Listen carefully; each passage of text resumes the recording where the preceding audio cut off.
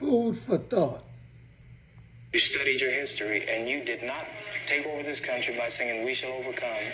You did not gain control of the world like you have it now by dealing fairly with a man and keeping your word. You're treaty breakers, you're liars, you're thieves, you rape entire continents and races of people. Then you wonder why these very people don't have any confidence or trust in you. Your religion means nothing. Your law is a farce, and we see it every day. You demonstrated it in Alabama, and I can say you because you're part of the whole system. You profit from it. In fact, you make your living from it. You couldn't walk around and talk to people, stand up in your pulpit on Sunday and preach nice little songs and say, now we're going to give thanks to the Lord for he is good and old Jesus be among us. As far as we're concerned, your Jesus is contaminated, just like everything else you tried to force upon us is contaminated. Well, so you can have him. And here's what I'll say. I wish you would follow Jesus like we followed him. Because if you did that, then we'd be in charge tomorrow. America hates. And I always ask my mother, I said, Mother, how come is everything white? I said, why is Jesus white with blonde hair and blue eyes? Why is the Lord's Supper all white men? Angels are white, Pope. And Mr. Universe was always white. And then they got some stuff called White House cigars, White Swan soap, King White soap, White Cloud tissue paper, White Rain hair wrist, White Tornado flow wax. Everything was white. And the angel food cake was the white cake, and the devil food cake was the chocolate cake. I said, Mama, why is everything white? I always wondered, and the president lived in the White House. And Mary had a little lamb, his feet as white as snow and Snow White. And everything was white. Santa Claus was white. And everything bad was black. The little ugly duckling was a black duck.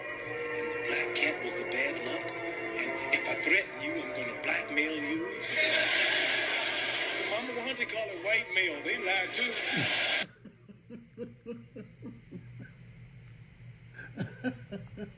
So, what happened to them? Who were these beings that once ruled the nations, and why have their names vanished from our religious memory? This is where spiritual colonization begins, not with swords and chains, but with text, translation, and theological manipulation. What we now call heresy may once have been truth that threatened the power structures of empire and organized religion. Take, for example, the Book of Enoch, an ancient Hebrew text that was once widely respected by early Jewish and Christian communities. In it, we read about the Watchers, divine beings who descended from the heavens and taught humanity sacred knowledge, agriculture, medicine, astronomy, spiritual wisdom, and the language of the stars. They were givers of light, guardians of humanity, and yes, many scholars describe them as dark-skinned, radiant, and powerful. But instead of being celebrated, they were branded as fallen. The book that told their story, erased from the Bible, declared non-canonical. Hidden away, except in Ethiopia, where African spiritual memory refused to forget.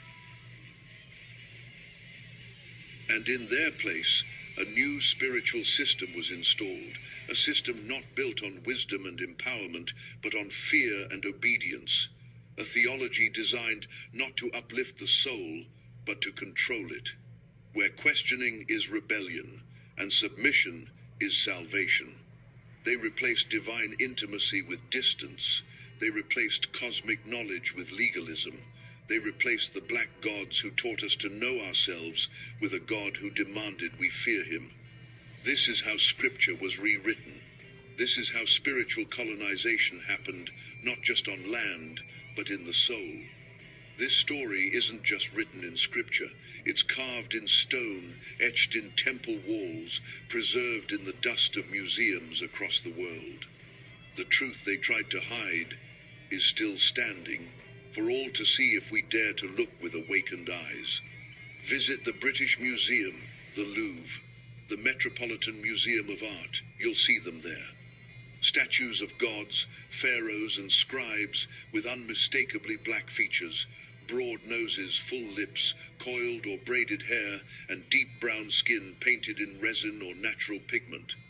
In Kemet, gods like Osiris were depicted with rich, ebony skin, not as a symbol, but as truth. His color represented not only fertility and resurrection, but the literal melanin of the earth, the blackness of origin. Isis, Anubis, Thoth, they too were painted and sculpted with features rooted in African identity. These were not myths, they were deified ancestors, embodiments of cosmic order, wisdom, and spiritual power. In Mesopotamia, the Anunnaki were described in Sumerian tablets as radiant beings with skin like burnished bronze, a poetic and powerful way to describe dark, shining skin. These divine beings were credited with teaching math, writing, astronomy, and civilization itself. So, if the oldest civilizations depicted their gods as black, why are we worshipping white images today? The answer is painful but clear, because erasure was intentional. Noses were broken from statues to erase ethnic identity. Pigments were faded or whitewashed in restorations. Museum labels avoid race entirely.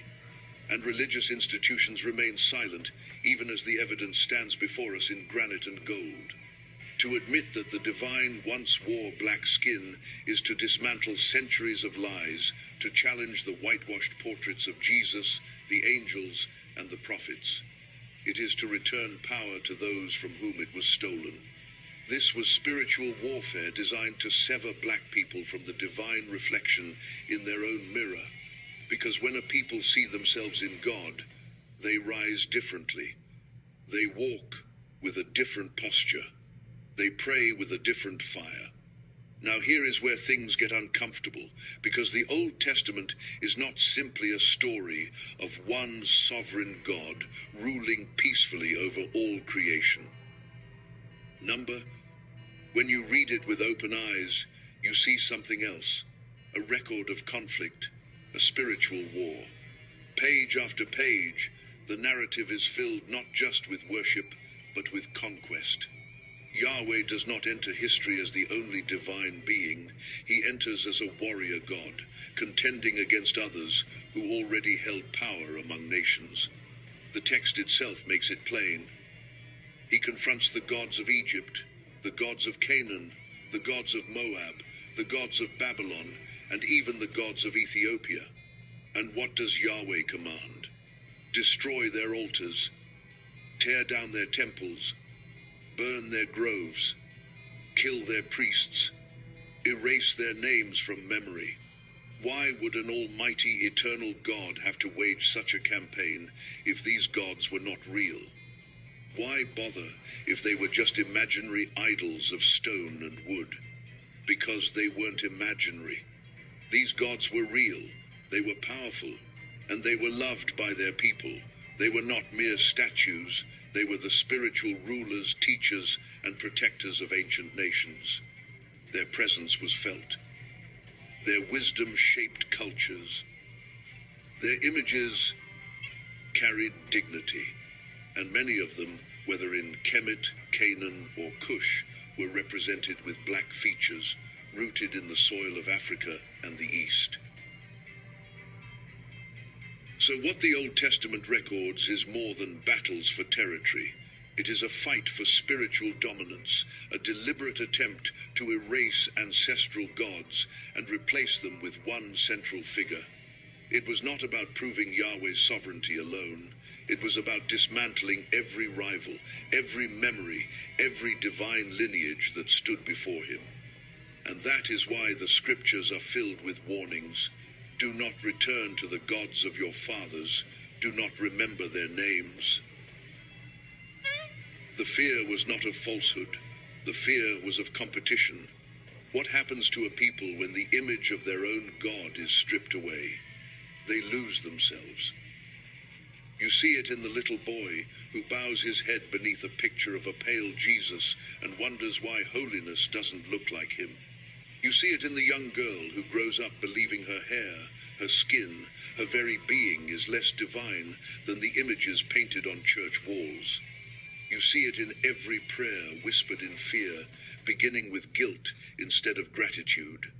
You see it in black churches that tremble at ancestral rhythms, rituals, and practices,